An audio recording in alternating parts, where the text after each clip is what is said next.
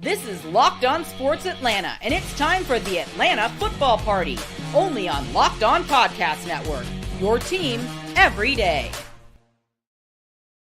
The Atlanta Football Party, your home for the best Atlanta Falcons football talk. It's local insight you can't get anywhere but here at Locked On. I'm your host, Tenitra Batiste. Alongside me, our Locked On Falcons host, Aaron Freeman, Locked On analyst Jarvis Davis, and 11 Live anchor Maria Martin. The Atlanta Football Party is part of the Locked On Podcast Network, your team every day. So what does the schedule look like through the lens of Penix? We'll discuss. And Ra applying pressure to a rook. We'll download on that as well. And best moments, worst moments, social media, schedule release. We will discuss that. But first, let's talk about primetime. 5 times for the Falcons. Whoa. Impressive. So the NFL had its big schedule release Wednesday. You know, they make a big deal out of that, although, of course, we had leaks here, there, and everywhere leading up to that reveal. But when you look at the Atlanta Falcons schedule for the 2025 season, now that you know, Jarvis, how it's going to stack up in terms of the season opener, the season finale, a trip across the pond again, what stood out to you most? The NFL wants to see the quarterbacks. Anybody that they think has any type of smidgen of talent and can play football, they want those guys playing in those primetime games. And you can see that, you know, with them having 5, like you mentioned, and then they had 4 last year. Everybody thought Kirk Cousins still had some juice left. You know, you see how that worked out. But, you know, going into the season, people had an expectation that, hey, Kirk was still going to have some of that juice and that this team was going to play well. And up until he got hurt, that was the case. So I think that, you know, looking at the schedule and them getting that 5 primetime games, it feels like the league feels the same way we feel about Michael Penix, that, hey, man, this guy got some juice and he's probably going to be able to get it done for this team if they want to get into the playoffs. Yeah, it's pretty cool to kind of look at, as you mentioned, Jarvis, an uptick, because Maria, there was excitement around 4 primetime games last year with the addition of Kirk Cousins. Now there's still that interest and a level up for having another game. Of course, the Falcons with the season opener hosting Tampa Bay on Sunday, September 7th, ending the season with the flex game against the Saints in week 18. And then, of course, they are going to head across the pond as well. So that'll be a pretty good look for them in week 10. But for you, when you kind of look at the schedule, and now that we kind of know where the games are stacked, what stood out to you the most? I mean, this is a deplorable schedule for the Falcons. I hate it. I think it's so terrible. It doesn't do them any favors at all. That's what I think. You know, it's a really tough schedule for Mike. Like, he better bring it, because you're really getting no breaks. You don't really ever get a chance to settle in at home. You have a back-to-back home stretch at the end of the season. Other than that, you're kind of all over the place. The week 5 bye is obviously gross. Nobody wants that to happen. I'm sure the players are very upset about that. And throwing in a Germany trip on top of that in the middle of a road trip, then you're the home game in Germany, but you're going obviously to Germany. I've done that flight before, and in the time frame that they're probably going to do it, it's not going to be a lot of fun. Great opportunity for the Falcons. I love the fact that they're even in that game, but I just wish the schedule was a little bit more favorable. You look at last year, and we were so excited about the 4 primetime games and how easy, quote unquote, the schedule is, though I don't really believe there's ever an easy schedule in the NFL. There's clearly some teams on that list, I'm looking at it now, where, you know, they're trying to figure things out. Those are breaks for Mike, breaks for a defense that we don't really know what they're going to look like yet, right? But I just think this is an incredibly difficult schedule to navigate in a lot of different ways. Falcons got no breaks with this one. It's a very tough schedule. And to me, what I think the NFL is thinking, it's less about how good they think Mike is going to be. It's more about the storyline that there's 2 quarterbacks in the quarterback room. I think the NFL is going to eat that up. And while it may be very annoying, and I also think it's very annoying, I just think that that is really what the focus is going to be, assuming that Kirk is going to be on this roster into September, October, November. If he's not, then, oh, well, the Falcons still get primetime games, and hopefully Mike is the storyline, and he's the best thing cooking out there. You know, I hope that that's what happens. But this is crazy, because this is the most primetime games that they've been given at the start of a season since 2017, the last time they made the playoffs and coming out of the Super Bowl year. So you're thinking, okay, they just missed the playoffs. They have a quarterback conundrum happening. There's questions on the defense, and they got 5 primetime games. I'm not complaining because I love it, but I think it's a tough task for this team. They're going to have to step up and fast. Yeah, and it's interesting because obviously strength of schedule is random, right, Aaron? Because right now, all you're looking at is rosters on paper. And this year is, I believe, a swing from last year because the Falcons did technically have one of the toughest schedules in the league. This year, they're technically ranked amongst the easiest schedules, number 4 to be exact, but we shall see because that all depends on what comes into fruition when they actually play the game versus what we're looking at on paper. But that said, when you looked at the Falcons schedule and its finality yesterday, what was one of the things that stood out to you the most? Well, first, the point on that strength of schedule thing, like, I think the Falcons had the second easiest schedule based off of the previous year's records going into last year. And then I think they finished with the 10th hardest schedule based off of the actual records that teams played. So that's why, as you say, T, the strength of schedule stuff is basically, it means nothing at this stage in the offseason and whatnot. And so we'll see what teams prove on the field. But, when I look at the Falcons schedule, like as Maria said and Jarvis said, like, it's very front loaded with some of these tougher matchups, the primetime games. Michael Penix is going to be under the spotlight, and whether or not he's going to navigate that spotlight, I think is going to be fascinating. So that matchup against the Bills, I think, is the one that I'm circling in terms of the most enticing and interesting matchup of the season, because you go back to last year. I remember that week 3 matchup on Sunday night against the Chiefs. I didn't go into that game with really any expectations that the Falcons were going to win that game. Mostly because it's the Kansas City Chiefs and the Falcons pass rush wasn't great. And it was like, well, if you can't rush Patrick Mahomes, there's really no chance that you have of beating him. But it was just like, okay, we'll get to measure ourselves against the best team in the league. And the Bills are one of the best teams in the league. And it's a similar conversation. But now the Falcons potentially have a legit pass rush. So they may be able to get after Josh Allen. They're coming off of bye in that Bills game. So they're going to have extra rest. There'll be a home game against Washington, then a bye, and then another home game against the Bills. So they'll have a lot of rest leading up to it. So it feels like, even though you look at that Bills team and you say, yeah, that's probably going to be a loss if you just look at the two teams in an even matchup, I do feel like, at least in this case, this is the one sort of matchup that is kind of favorable to the Falcons to sort of push back a little bit against what Maria said, although her point is overwhelmingly the case for most of these games. And this sort of sets up for at least the Falcons to potentially really challenge one of the best teams in the league in primetime. So that's a game that I'm definitely looking forward to. Yeah, when I saw the schedule, my first thought was, okay, Jarvis, you're up. Tampa Bay Buccaneers, because he always typically takes the season or the home opener. So I was like, oh, that'll be Jarvis's first game of this season. Sorry, Jarvis, that was where my mind went. Yes. And of course, I looked and I said, when am I going to hit Mercedes-Benz Stadium? And I go, oh, yeah. Sunday, September 28th. Will probably be my first foray into the building against the Washington Commanders, but he's shaking his head with that one too. So I guess that'll be a fight offline that you guys don't have to see, but I'm going to win it. So when I looked at the schedule, that was kind of my first thought of when will I be headed to the bench and when will I not be headed to the bench? Also, as Maria mentioned, I despise early bye weeks. And so I hate that for the Falcons to have that bye week that early. The only thing that makes me kind of sort of okay with it is it gives you a little bit more opportunity, to Aaron's point, to prepare yourself for the Buffalo Bills. That is the only thing that makes that bye week slightly okay for me, but I do not like that for the Falcons.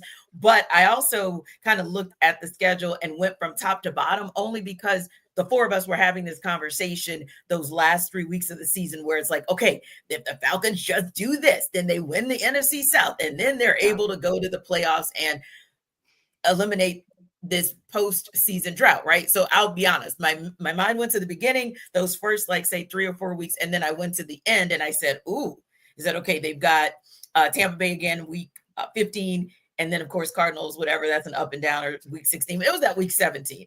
I think that's going to be a game against the Rams where both of those teams are going to be probably in the thick of it, fighting. I'm going to say, speaking positively, fighting for maybe playoff positioning. I won't say just to get into the playoffs, but I'll say maybe those teams are fighting for positioning, especially because, like I said, the Falcons play the Arizona Cardinals just that week before, an NFC West team that's probably going to be battling a little bit with the Rams to see who comes out of the division along with the 49ers as a wild card, or the Seahawks versus, say, the winner of the division. And then finally, the Saints. They get the Saints at home in week 18. And it's like, boy, I hope that's not a spoiler game for the Falcons fans. Like, I hope the Saints don't get the opportunity to play spoiler. You kind of hope that the Falcons have already wrapped things up and that they're just playing for the pride of the NFC South. But that said, Aaron, you already mentioned it, the intriguing matchup that you have. So, Maria, I'll ask you, what about you? What was maybe an intriguing game for you where you're like, Yeah, I mean, I'm sure that people think I'm going to say the Dolphins just because I grew up a Dolphins fan. And I just love looking at the Aqua. But no, I mean, I actually agree with Aaron. I'm still looking over the schedule because I just don't have it memorized. But, the Buffalo Bills on Monday Night Football, I think, is going to be the one that everybody wants to see. And I actually do believe that Penix is going to be able to level up to the pressure and the spotlight and whatever. Like, people forget, even though he played 3 games last season, he has a lot of football under his belt. It's not NFL football, but the kid has played football for a very, very long time. So I think he does very well under pressure in the spotlight. And so I think all that'll be great. But it's the Bills, and we know what the Bills have been, the last couple of years, and it's Josh Allen, and just the intrigue around that matchup in primetime is awesome. And I actually love that game is earlier in the season. That way you kind of get it out of the way, and B, you have a measuring stick. And if you remember last year with all the questions on defense, this team still did pretty well in primetime. And even you were talking about the Chiefs game, they should have won that game. And then they go to Philadelphia and beat the Eagles. And we're like, wait a second, is this team for real? So I think the primetime games, especially early, are going to be super exciting. I would love to say the Vikings because it's on 11 Alive. So we'll be all over that one. But yeah, I mean, I think the Buffalo Bills one just immediately jumped off the page. I was super stoked about that one. Yeah. How about you, Jarvis? What game was intriguing for you, or kind of stood out and made you thought, kind of interested in that game? T, I think you know me so well. We've been working together for at least a decade now. Not to put an age on it, but we've been pretty close to it. But not to put an age on it. It has to be the smack Baker up game to start the season. Aaron and I talked about this. It came to fruition. I was like, I want to see a smack Baker up game. And it wasn't prime time, so we'll get the prime time later on in the season, week 15. Right. But oh my gosh, to start the season off, we get to see what the team looks like against the team that's been running this division for the past 4 years. Yeah. Absolutely. Sign me up. I want to see it. And then there are also some advantages to it too, right? Because just like Maria mentioned, there are some, it's early in the season. People still figuring things out. More than likely, the Falcons aren't going to play their starters, I guess. Maybe so. Hope, I don't know. Maybe rookies. We see the rookies. We'll see. We'll figure that out. And so their continuity might be a little bit slow on the offensive side of the football. But as far as the defense goes, shoot, man, these cats better be ready to go. Hey, man, see ball, get ball. That's what it's going to be on the defensive side of football. So for me, it has to be that Tampa Bay game, because I just want to see Baker get put on the ground 3 times. Can I get it 3 times? If we get that 3 times, I might have to walk out of the press box and go to the bathroom and start shouting, because you know what I'm saying? Like, I'd be so elated if that were to happen. I like that pick, because I think too, it could send a message. It could send a message to the NFC South. Like, yeah, Tampa Bay, we know you've been running the division for a few years now. And yeah, we know you basically kind of stole it from the Falcons when they gave it to you last season. But it'd be nice to see the Falcons in their own home say, hey, this season, we're going to make a statement. We're letting you know, okay, last year, we kind of fell off the wagon, and all right, you got that. But this year, we really are coming back on all sides of the ball, prepared to take this division and not just kind of stumble into the division title, if you will, but just outright win it. So yeah, I like that pick, Jarvis, as a way to kind of say, hey, NFC South, take notice. We do truly believe that we can win this division, and we're going to have the ability to put forth a product that actually backs it up. And we're going to do that from day one. So yeah, I like that one, but I think I probably called out maybe the most intriguing matchup for me, which is the Washington Commanders that I'll be at the game for. So I'll be able to give you guys a reaction because Jarvis is going to be nice, kind, and gracious and let me go to the game. Because we only get one Falcons. We only get one pass for Locked On per game. But I am intrigued about that game because that is one of those where it might be a lighted up type game. Now, don't get me wrong. It probably will take getting Jayden Daniels on the ground late in order to win it, or stopping him from being able to get a first down or move the chains with his legs in a tight game. But I don't know. I just feel like that could be one of those kind of barn burner types that, although we want to see good defense, and I believe we will, because both teams really, I believe, are going to have solid defenses.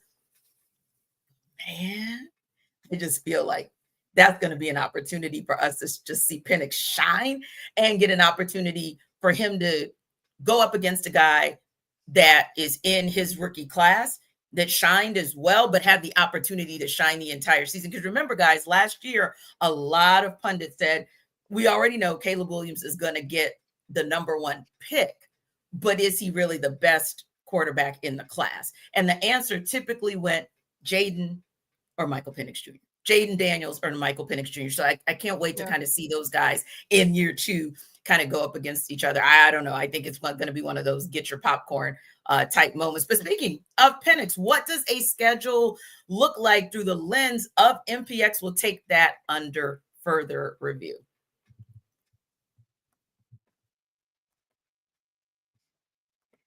This episode of our Atlanta Football Party is brought to you by FanDuel. The NBA playoffs are in full swing, and every night delivers highlight-worthy performances, major momentum shifts, and can't-miss moments. Whether it's a game-winning shot or a breakout player, there's never been a better time to get in on the action. FanDuel makes it easy to stay in the game before tip-off and live. With player props, performance trends, and same-game parlays, fans have more ways than ever to play smart and win big. So, players that are showing up in the biggest moments, how could tracking their trends help you build your next bet? Well, Jalen Brunson might be that guy for you.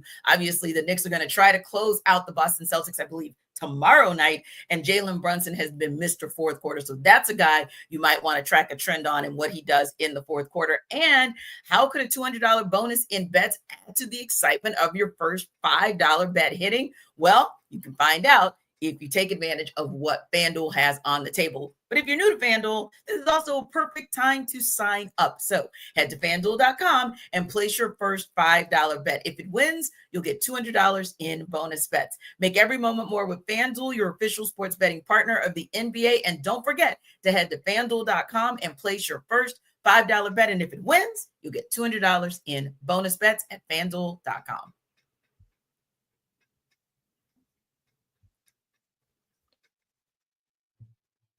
So, Maria, we had the great opportunity, and I say it's a great opportunity because at some point last season, we finally got to see it become official, the Michael Penix Jr. era, although we didn't want to see it when it happened. But ultimately, the 2025 schedule is official. So wanted to take a look back at when the 2024 schedule turned in Michael Penix's favor, but also we'll kind of look ahead to the schedule in 2025 through Michael Penix's lens, as we kind of alluded to in the last segment. So, of course, he had 3 starts last year in those last 3 games on the schedule that really showed us signs of what he'd be able to do. So take a step back first and tell me, what was that moment maybe in one of those games where you said, man, listen, the Falcons have something in this 8th overall pick?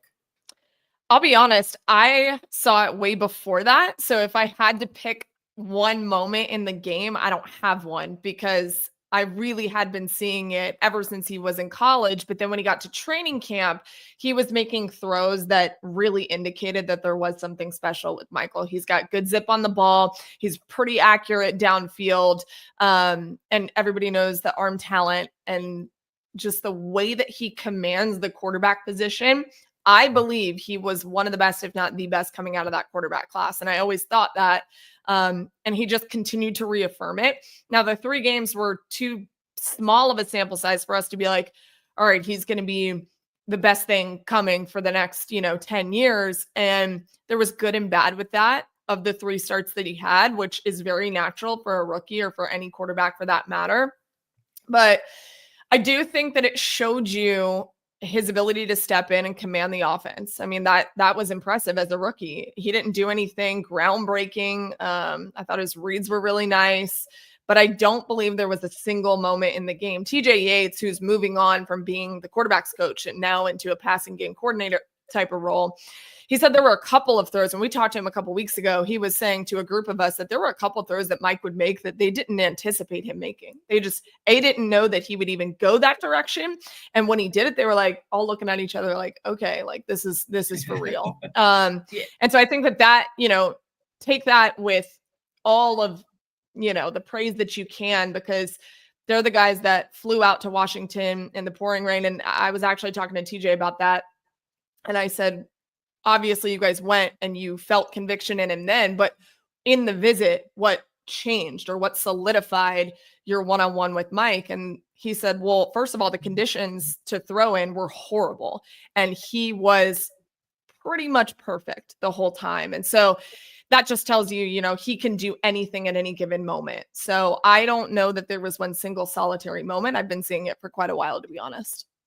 Yeah.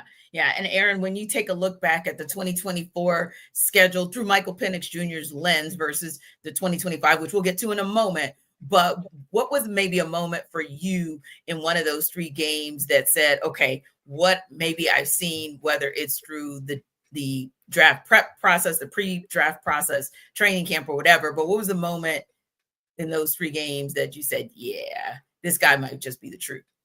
Well, you see that one throw that he made on the opening drive against the Panthers in Week 18, that whole shot he took where he threw it to like a back shoulder throw to Kadero Hodge, and everybody marvels at the arm strength and arm talent. But I don't think people really understand the full context of it because they just marvel at the arm talent. But it's really the decision-making that he showed on that specific play, because the Panthers were in Tampa too.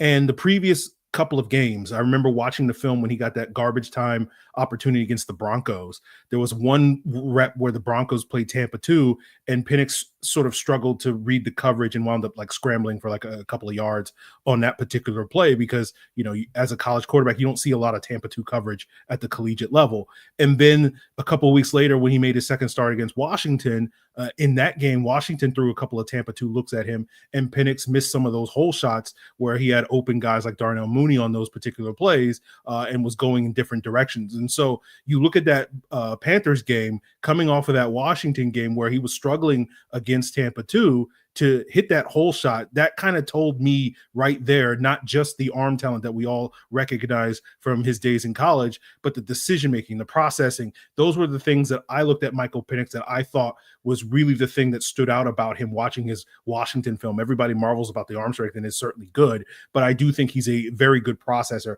And to sort of see him go from a player one week that was struggling against a specific coverage to outright executing it in a beautiful way the following week, to me was kind of that moment where it's like, I think we got something here that when you match the processing with the arm talent, that is what can make him potentially one of the better quarterbacks in the NFL. So that to me was the moment, but not just simply because of how incredible his arm was, but the full context of understanding that this was a coverage that he was struggling against up to that point. And then it's like, oh no, he's not struggling against this anymore.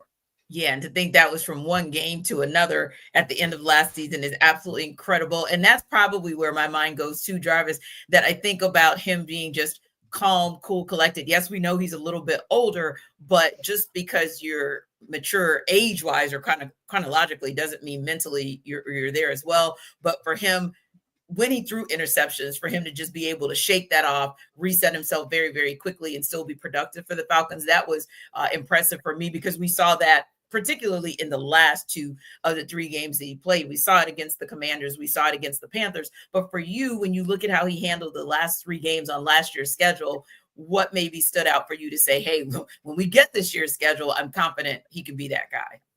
It is the intangibles for me. For someone to be able to, on the opening drive in that Commanders game, opening drive, he going around, and then next thing you know, Chris Blair turns inside, thinking the ball is coming inside, and then Michael Penix throws the ball outside. Boom, pick. First drive. All right. Bright lights.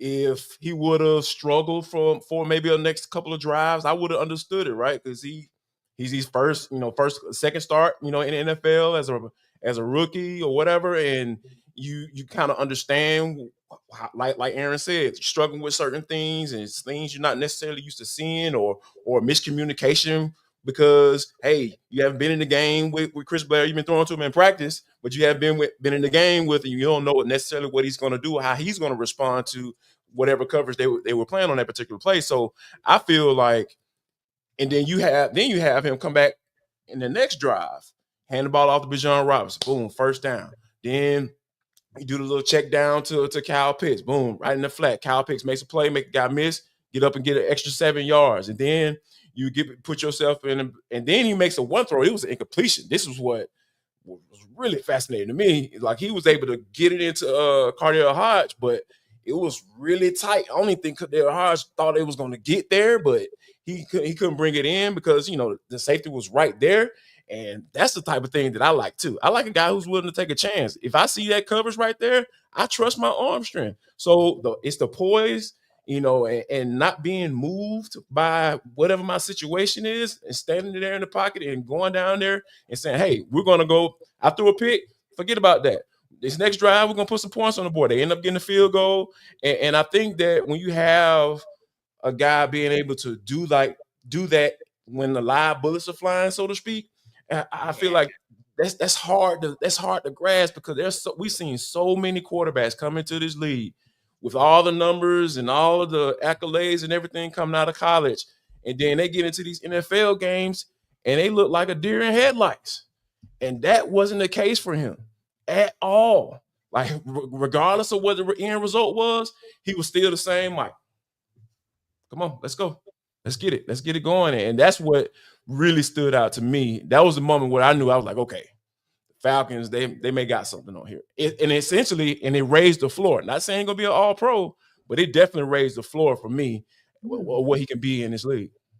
Yeah. And Maria, when you look at the 2025 schedule, and like you said, we're still kind of processing it. I don't think any of us know what all 18 weeks are like rote memory, but for the games that we have talked about and the games that are coming, which ones are you saying, boy, I think Michael Penix might cook? I can't wait to see when or if he cooks in those games.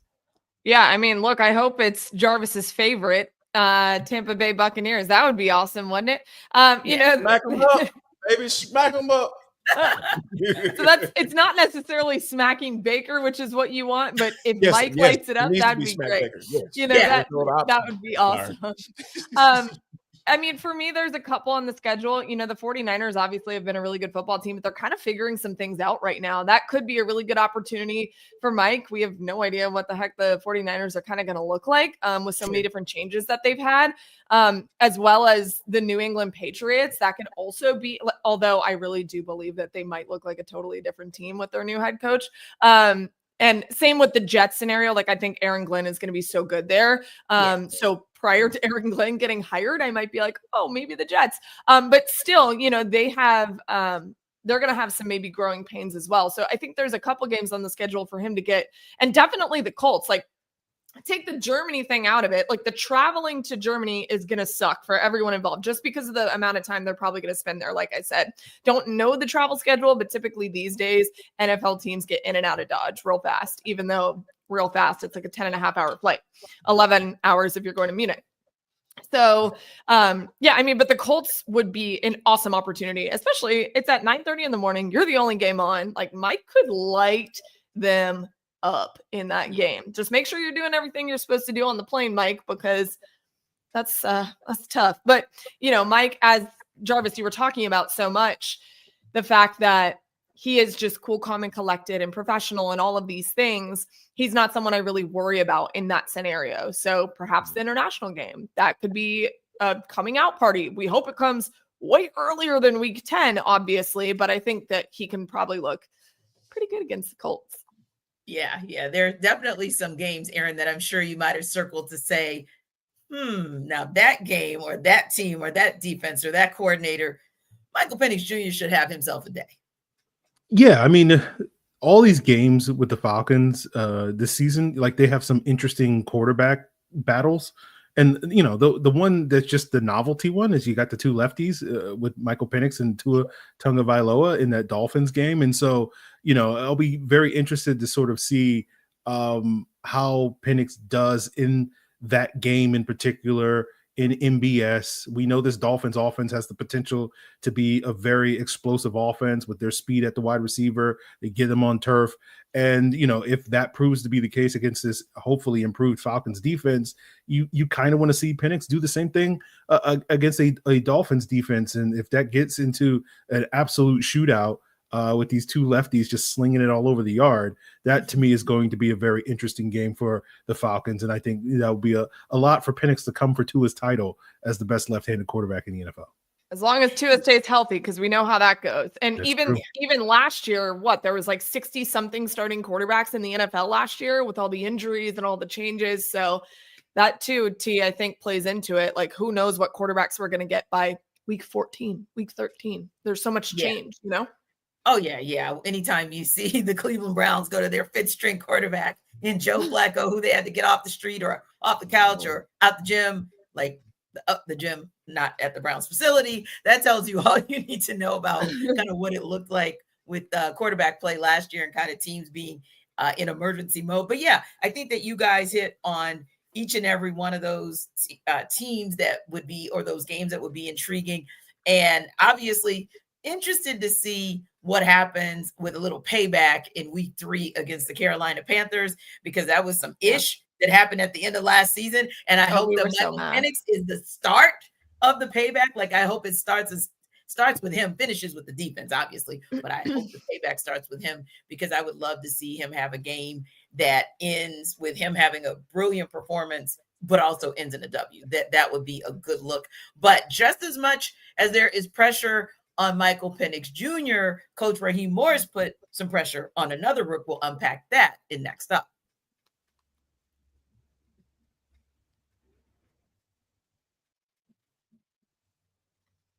And of course, Aaron, when I say another rook, just meaning not named James Pierce Jr. or anybody else in that particular draft class for 2025, but moving from last year and the pressure that was on Michael Penix Jr. last year, and kind of in what we would call maybe like his extended rookie season this year, because I'm not sure that 3 games you kind of don't even feel like you had a full-on rookie year.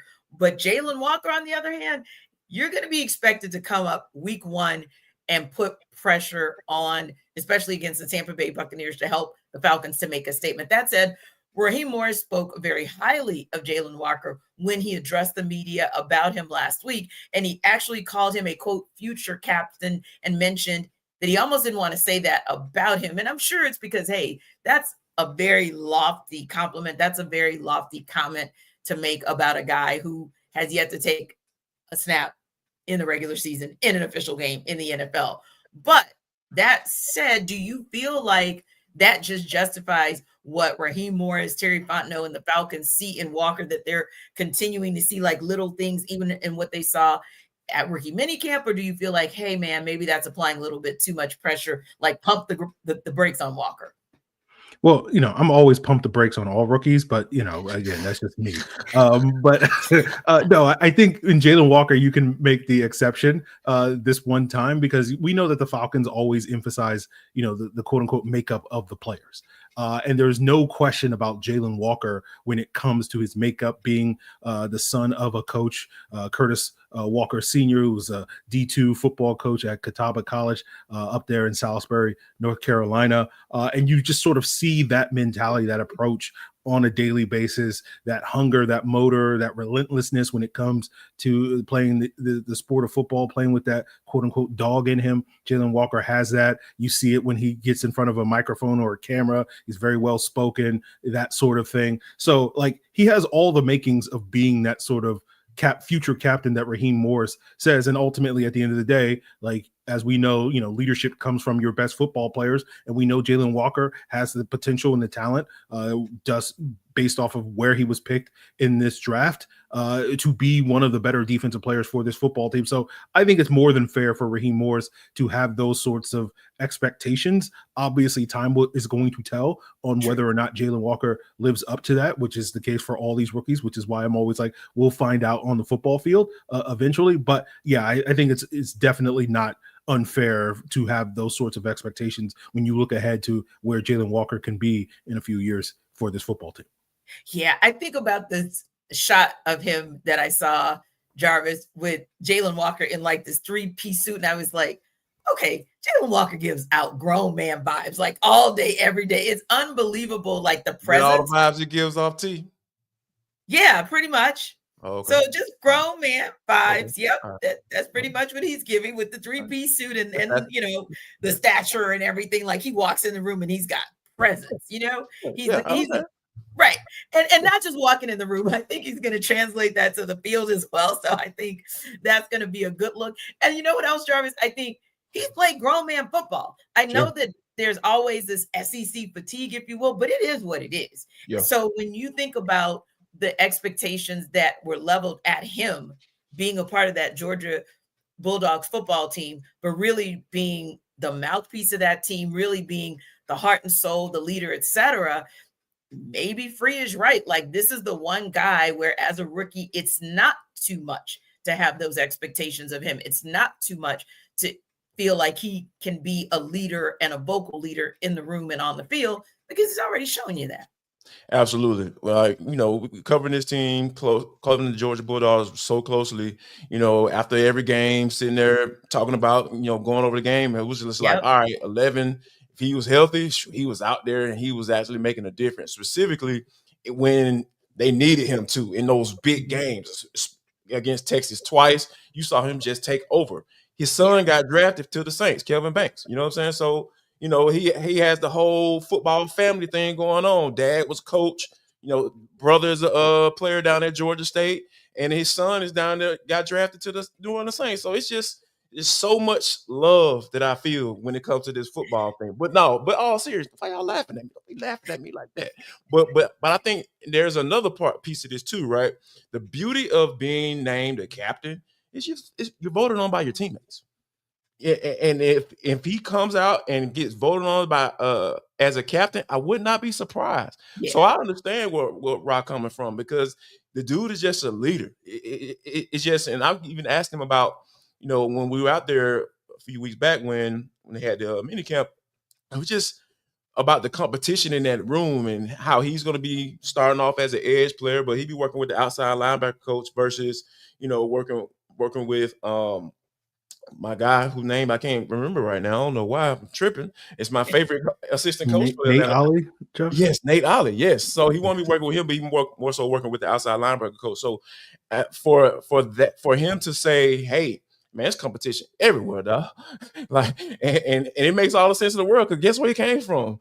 The most competitive team and roster that you could possibly get on in the college football today. A Kirby Smart recruited team roster. So I think that for him to understand and be in that situation before, obviously the talent level is much higher than it is on the college level, but that mindset that you have to have, and when you come into that locker room, when you step into that locker room, and if it's a matter of his teammates feeling that he's a captain, that means he's a captain. So yeah, I would not be surprised if it happened, but it is a little pressure when your head coach say, hey man, this is the future captain of the team.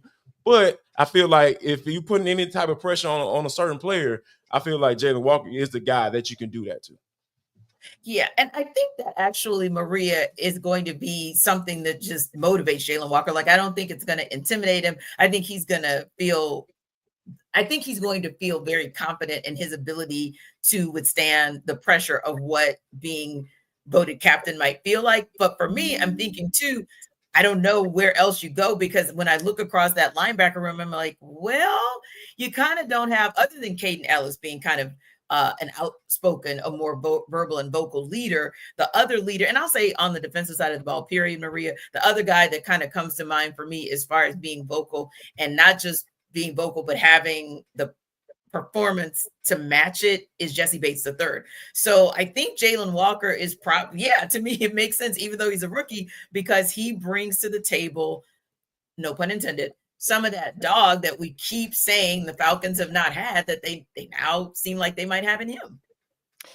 Yeah, I loved that Ross said that to my question. I kind of knew I was going to get an answer like that, to be honest, which is why I asked it, just because I know Jaylen, and I know throughout the draft process, it's hard not to like a guy like that. It's just really hard not to. What you see is what you get with Jaylen. And yes, it comes from his dad being a coach and the competitive nature of Georgia. But taking that a step further, it's not just the competitive roster. It's a Kirby Smart built defense that he was on. That's Kirby's pride and joy. That's his baby. And so there are some of the best players in the entire country on that side of the ball. And Jaylen knew that and had to work through that his entire time at Georgia, handled it very well. And the best thing about Jaylen is, like, yes, he's very professional, and yes, he's a great leader and whatever, but he will hold his teammates accountable now. Like, it's not we're all in this together and let's lead by example, whatever. It's like, no, you're not doing this. Like, I'm going to call you out for it. And that makes a lot of great leaders as well, as holding others accountable and bringing them along with you. And he's very easy to gravitate towards. Like, a lot of players just gravitate towards him naturally because of the way that he is, the way he carries himself. And yes, he does seem like far beyond his years. It's fun to have conversations with him. And credit to his dad. He's told this story a ton of times, but he always allowed the game to come to Jaylen, and it was never forced on him, which I think in turn built this more natural aspect of, I want to be around football. I want to be not just around football. I want it to be my life. I want to be everything that I can with football. And Jaylen, he's so smart. He's so cerebral on and off the field. So no, it's not surprising. I knew Rob was going to say something like that, which is why I asked it, because it's just so easy to know that about a player like Jaylen. And yes, I don't believe in putting so much stock into a rookie. I'm with Aaron on that. I think it does everybody a disservice, especially the rookie. But with Jaylen, it's kind of like it's a no-fail thing, which is why we talked about James Pierce Jr. being their original pick at 15. Like, we're going to get this guy. We know he's going to be at 15. It's why we've done our homework. We're going to take him. Oh, crap. Jaylen Walker is still on the board. I've got to go get him. I can't pass. It's the same reason why you do stuff like that. Yeah. I think about this too. Like, a Jaylen Walker seems like the kind of guy as well. You know how last year we were talking about Michael Penix Jr. and him being, and granted, he's a little bit older than Jaylen Walker, so I do know that there's that caveat. But last year we talked a lot about his maturity and how guys gravitate to him, and he's a little bit more easygoing maybe, but on the same token, that he's a competitor. He's a fierce competitor, and that when he gets on the field, he has a certain presence, and he commands the attention of everybody around him, regardless of whether you've been in this league 2 years or 10. Feels like Jaylen Walker's that same kind of guy, that he can go out there, and whether or not he's talking to, it really doesn't matter who he's talking to. I think he could be talking to his fellow rookie in James Pierce Jr., but I think he could also be talking to one of the older guys, and I'm talking about defense overall, but he could be talking to an elder statesman, in quotes, like a David Onyemata, and the conversation's going to be the same in terms of the expectation of him garnering their respect. So yeah, I like it. I think he's the perfect guy to be able to handle applying pressure. And we all also know that Coach Raheem Morris is very strategic with what he does. So he didn't just put that out there about Jaylen Walker possibly being a team captain as a rookie for just the sake of Jaylen Walker. That was also a message to some others about what the expectations are for a leader on and off the field. So I kind of like him low-key applying pressure on Jaylen, but it's the kind of pressure that should be and could be very much motivating and beneficial for everyone around him. So speaking of beneficial, I think the social media teams at all 32 of the NFL franchises just about get some benefit from the schedule drop on that Wednesday of May 14th, of course, this year, but pretty much every Wednesday of every May, I think like the second or third Wednesday. But I got to see what you guys think about who really, really won the day when we come back.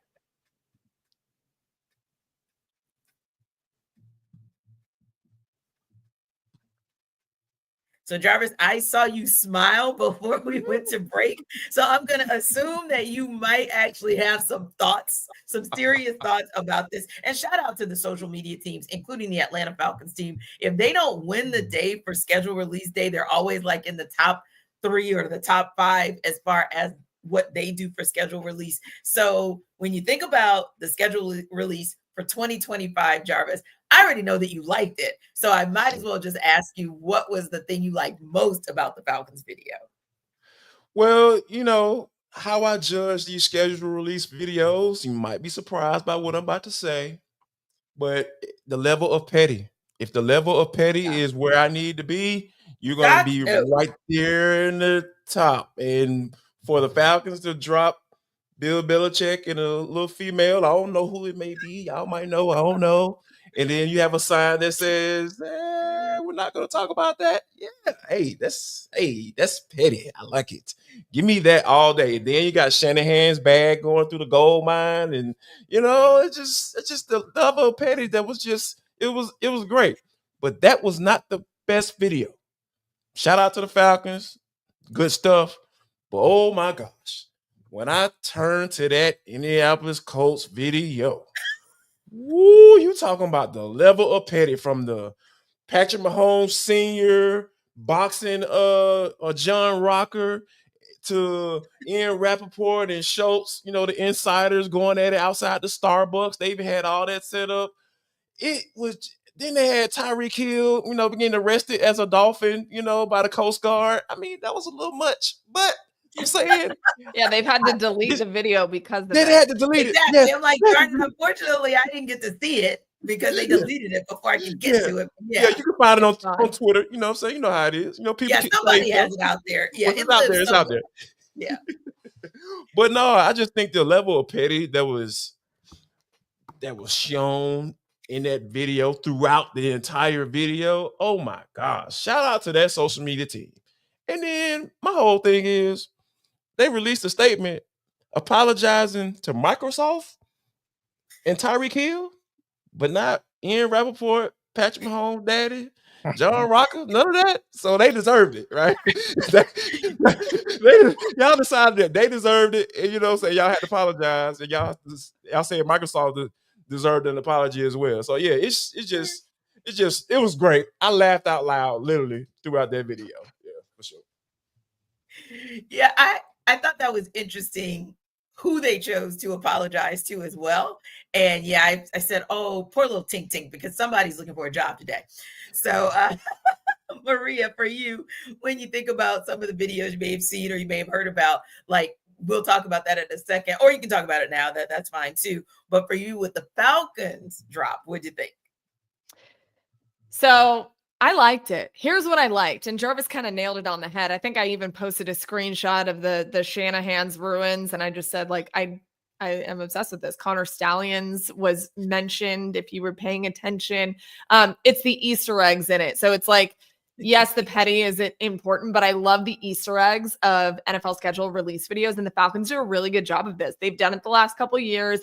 And you're having to like rewind and be like, what was this? Did I miss anything? And go back again. And what did I miss here? And what does this mean? And, you know, I love that. I love videos that are schedule release that make you A, laugh, and B, think. Like, those two are the criteria for me. Like, I want to be entertained and I want to be laughing, but I also want to think about, like, oh my gosh, wow, they really put a lot of thought into this in terms of the hints and the little things that they drop. And I think the Falcons do that so well. So I love that aspect of it. We can get into the other ones of what I thought later, but I love the fact that they had all those little hidden gems, especially the Shanahan one. I literally almost fell out of my chair when I saw Shanahan's ruins.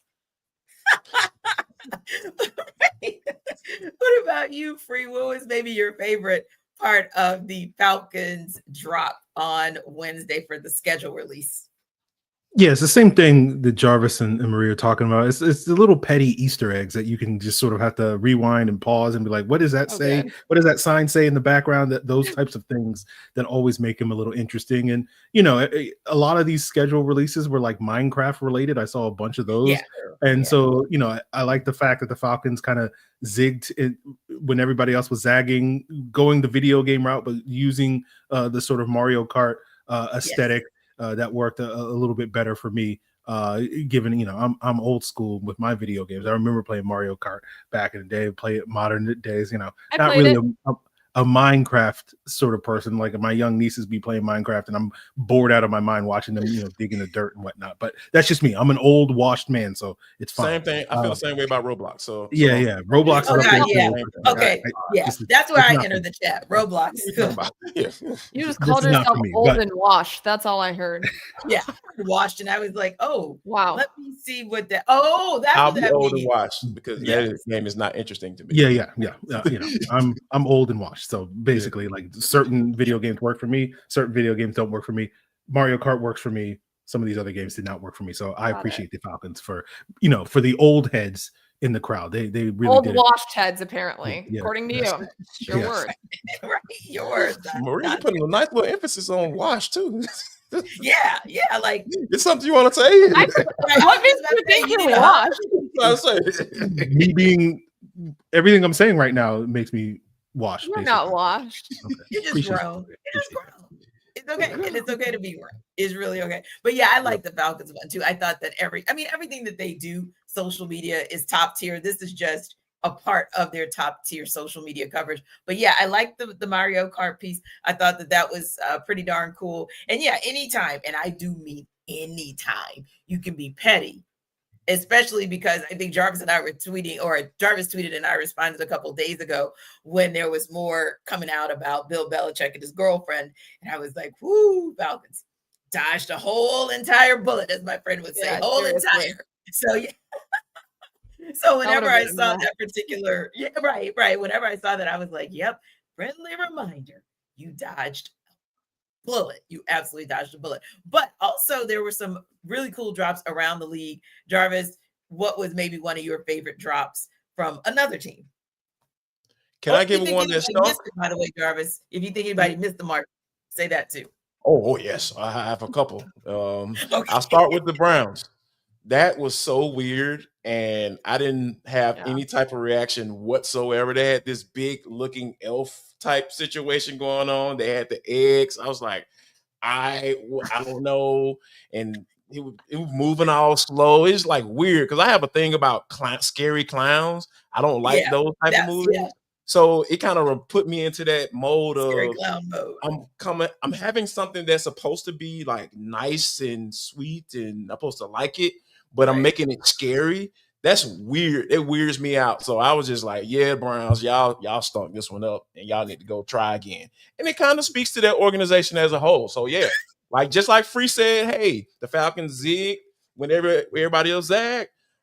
It's just, it speaks to the organization. The organization, hey man, we're gonna stand on our own. We're gonna do our thing, and the Browns are gonna stink at what they do, and they lived up to that to the fullest. Yeah. To be fair, they definitely zigged when everyone zagged. I also was equally as confused by that. When I saw the first 10 seconds, and I was like, where are we going? Like, what's going on? But I also think that's also indicative of, you know, everything that's going on with the Browns right now, specifically what's going on in that quarterback room. We got no clue. So. I'm with you. I feel like no clue with the video. I think the Titans always do a really nice job. That was a good one. The Titans schedule release videos. I'm like, who thought about that? Is so smart. And they're giving different symptoms to different teams. Like, talk about petty. The Browns were diarrhea. Rizzy was it. Yeah. The Browns were diarrhea. It's fitting. Yes. Diarrhea Brown mostly. Yeah. The Titans are always so good. Like, well done, Titans. You guys crush it every year. Yes. Yeah, they do. And somebody brought back, it may have been Adam Schefter from ESPN who brought back their 2023 and how they went into like Man on the Street, and Man on the Street would give what they thought it was. And one of them was like Eagles, and the girl kept saying Pittsburgh, Pittsburgh, Pittsburgh. And then they brought the Eagles logo the week, and then they said Pittsburgh, Pittsburgh, Pittsburgh. It was, like whoever's on that social media team is just the opposite of the Colts. Like Colts person got a pink slip, that person got a promo. So as in promotion, because they did a fabulous thing again. But for you, Aaron, was there one either that made you go, they won, or was there one that made you go, yeah, no, I don't even know what just happened here?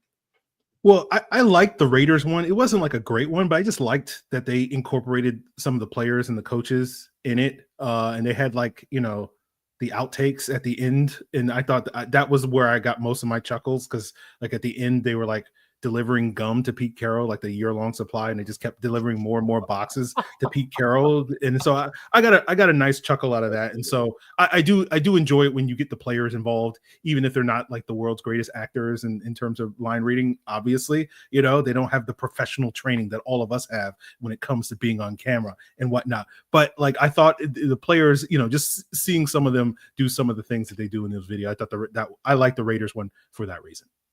And you know what? The polar opposite of that got like really negative feedback for involving and including the players was the Minnesota Vikings, because it was so like low budget. So it's like, okay, so you kind of just used your fans.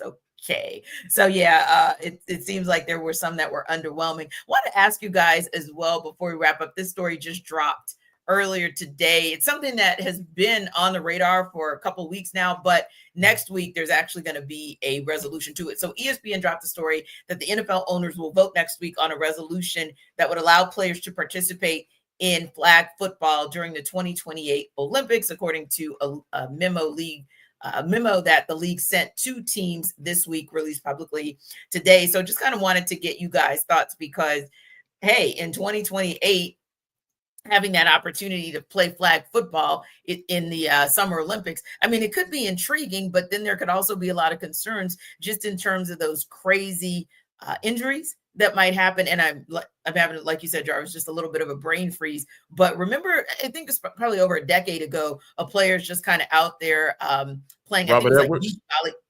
Robert Edwards, yeah.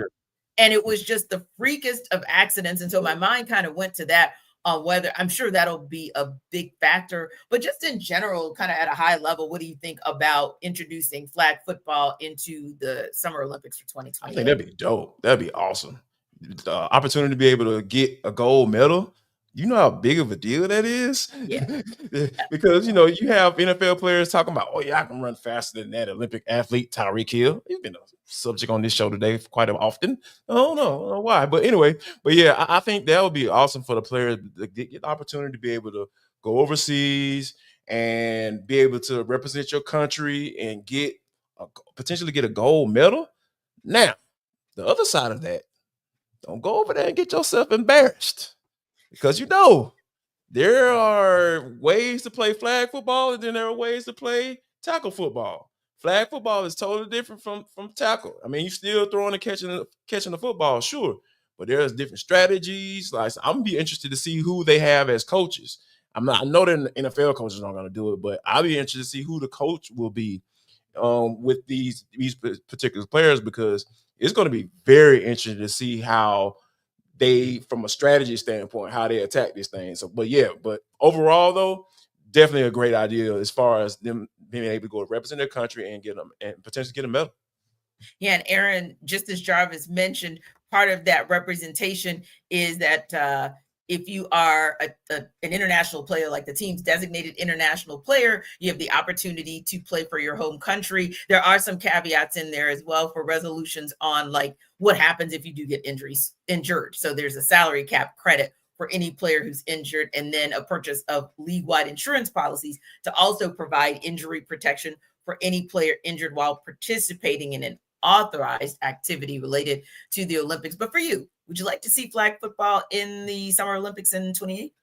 Absolutely. Yeah, I think it'll be fun. It'll be interesting with the NFL players, because the Summer Olympics, that's when players are usually gearing up for training camp. So like that July period of time. So I would be fascinated to see, because I know NFL teams are like, no, you ain't going overseas to play. We got a season to get ready. We're paying $1 million.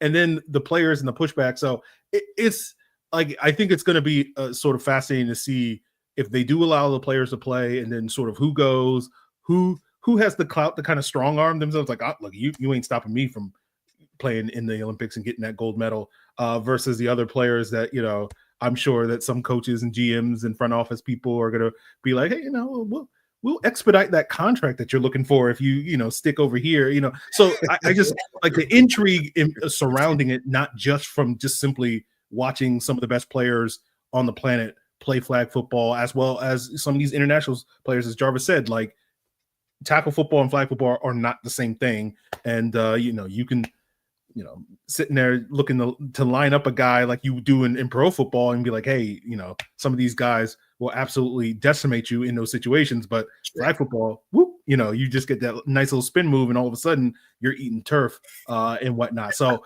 it's going to be, I think it's going to be fun. All the intrigue leading up to it. And then the actual product on the field, I think, is going to make it even more fascinating. So, I'm all for the drama. So let's do it.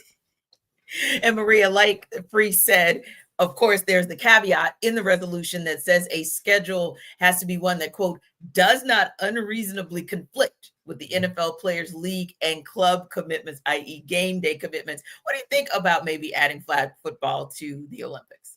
Well, just a reminder for everyone, the 2028 Olympics is in Los Angeles, California. That's not a big lift for these players to go there. They can just go and come back. Like it would be very, very easy for them. And I think incorporating the NFL into flag football is a no-brainer for me. Not just because I'm the NBC home of the Olympic station, but because these are some of the best players on the entire planet, never given an opportunity to win something that is so cool. I mean, think about how many athletes over here, golf, when they get involved and they're allowed to play in the Olympics, how much they enjoy the opportunity to compete for an Olympic medal. NFL players, I'm sure, would love that opportunity. And yes, to Aaron's point, there's going to be people around the planet who flag football is all they do. They're not working on tackle football by any measure. Sometimes it's literally just flag football and they're there to win a gold medal. So yes, don't get embarrassed. That's the big thing.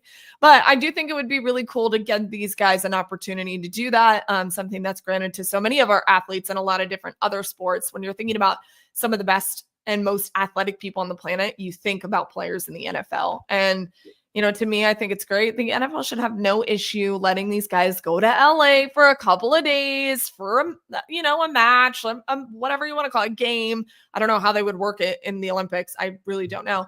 I think it would be incredible. I love it.